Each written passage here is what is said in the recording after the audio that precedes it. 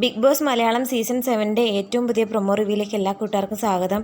അങ്ങനെ ഇന്നത്തെ ഫാമിലി വീക്കിൽ അനുമോളുടെ ഫാമിലിയാണ് വരാൻ പോകുന്നത്.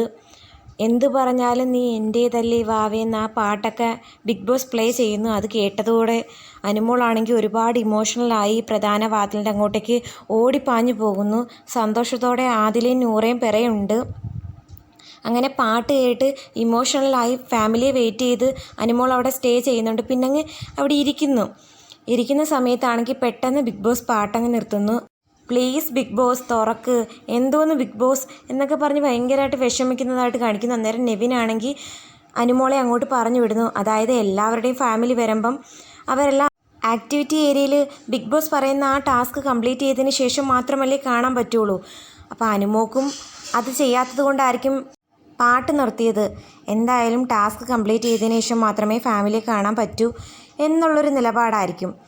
എന്തായാലും ഭയങ്കര വിഷമിച്ച് അനുമോൾ തിരികെ പോകുന്നതായിട്ട് കാണിക്കുന്നു. ഫാമിലിയെ കാണാൻ അത്രയും താല്പര്യത്തോടെ ഓടി വന്നിട്ട് കാണാൻ പറ്റാത്തതിൻ്റെ വിഷമമെല്ലാം അവളുടെ മുഖത്ത് കാണാനുണ്ട്.